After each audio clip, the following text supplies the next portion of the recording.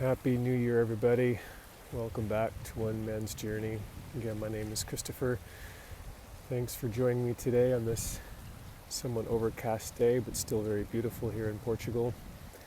Been very lucky to have some outstanding sunny weather over the past week, and I got to just chill out, no work, enjoy this beautiful, magical place that I come to every day just to ground myself and just keep quiet, listen to my inner voice.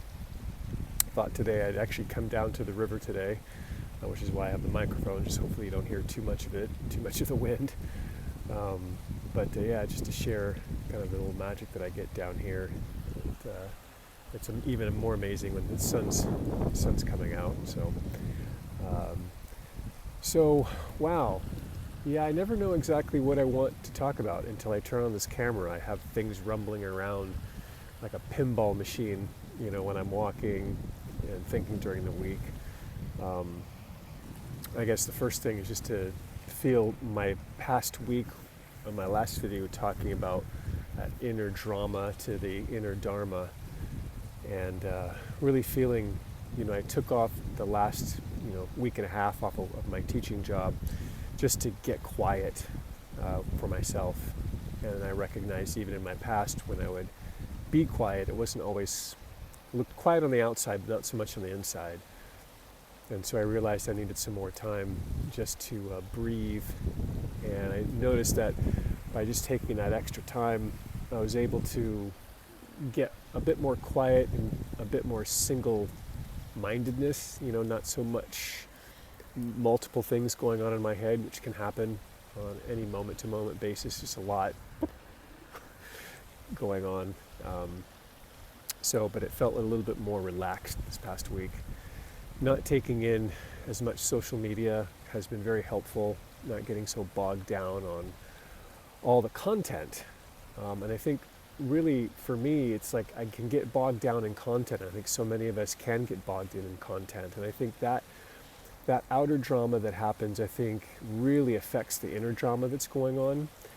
And to really sit in this quiet space to determine, how much of it is that outer drama being kind of sucked into the inner drama, and then what is mine, what is not mine, what is inner, what is outer, was part of my kind of experiment and experience for the week. And I really got the sense that it's quite peaceful inside of me, though there's still a lot of thoughts going on and some things that are rumbling underneath my surface. And those, when it's quiet and peaceful and I detach myself from all the external noise, I can allow what's really authentic to come up for me, and just to continue to feel how much there's just an epic shift going on inside of me around the way I relate to, kind of life itself in some ways. Just how much fear and unworth and judgment and criticism and things that have lived inside of me most of my life that have created a lot of that drama that I mentioned last week.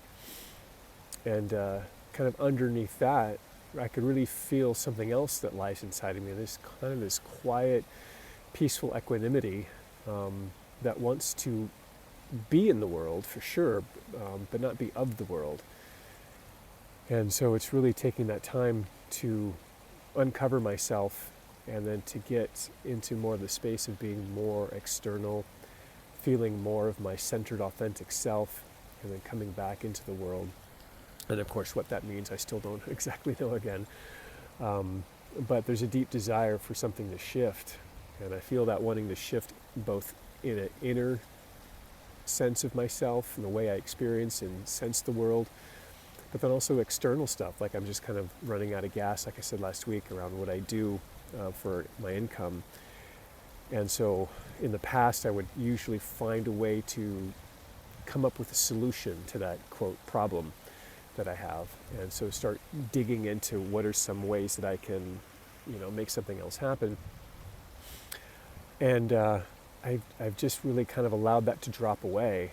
And so now I'm just in this sort of peaceful surrender around it, that I'm still doing my teaching job, doing what I can. I pay my bills, pay my rent and all that stuff, have a little bit of savings, and just kind of allow something to come into my space, rather than trying to make something happen.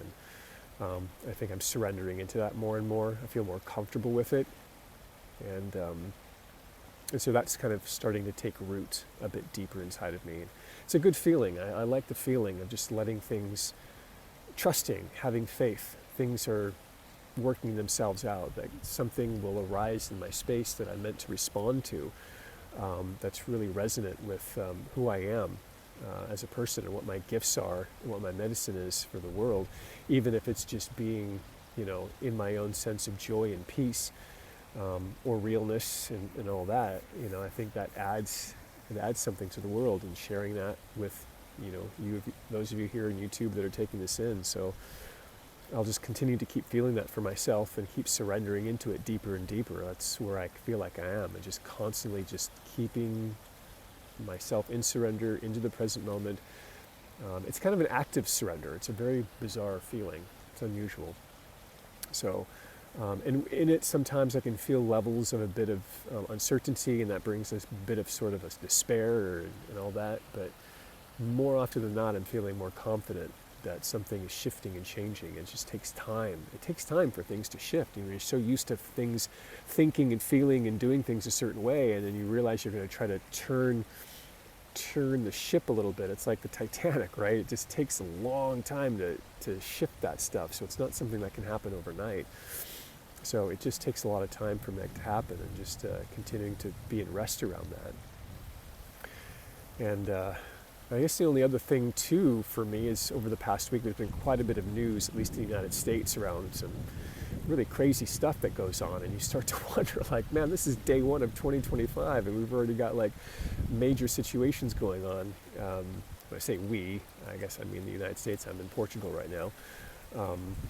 And so, that seems to rumble things. So things happened in Germany too, not too long ago during Christmas. And, things are happening all over the world. It's just this ping pong effect of stuff going on.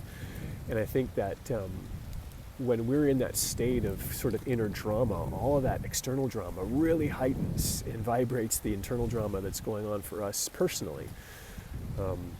So I really do recommend taking some time away from all of it, not hiding your head in the sand by any means. It's important to know what's happening and to really digest that for ourselves. And it's really about context, content versus context. All the information is content, but then where do we find the context of it all? Because I think it's so easy to get wrapped up in the content. We can get swallowed up by content. I mean, I just look at my YouTube feed, or my, the algorithm, but I guess you can call it a feed, which is interesting. It's kind of like, kind of a pig at a trough. It's like, this is what we're going to feed you. But it's also a reflection too. It's an interesting reflection of myself and what I've taken in, and then of course the algorithm just brings me more of that. So it's really kind of a mirror unto myself. And so then when I look at my quote feed, I see it as a mirror, and I see all this intensity that's in my feed. And it's like, that's going on inside of me. That's what part of me is attracted to, it seems like. So, and so now it's trying to find all that stuff and just seeing what's the context around it all.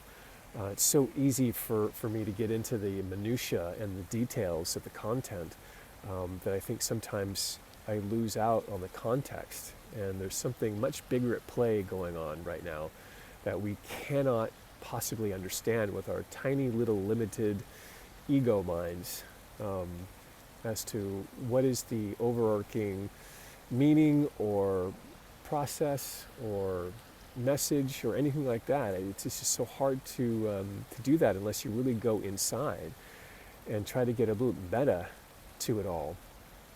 And I know it can be very scary, especially if you're involved in it, if you're close to it, if you knew people, if you were there, whatever the situations are, it hits close to home. The closer to home it hits, the more it kind of rumbles you. And man, for right now, all I can feel is, my guidance is to keep rooting into your faith, into your soul, into something that's much bigger than you and we are all together, because it's huge. And I think we have some level of control in our little tiny worlds, that we have some kind of control over things. And in other larger contexts, there is no control at all. And so then how do we then deal with that feeling of not being in control? And I think that's kind of a big piece for me right now, at least for this month and the year to come, is like, how do we lean into that which feels controllable to us, and to surrender and to let go of the things that we don't feel we have control over, and to trust that the universe, our higher selves, God, the universe, whatever it is, consciousness, however you connect to that which is greater, has something panning out. And I think that we do have both a direct and indirect connection to that, and it's how we relate to that all, and how do we respond to it, and how do we bring the most of ourselves into the world. How do we bring our light and our care for ourselves and other people?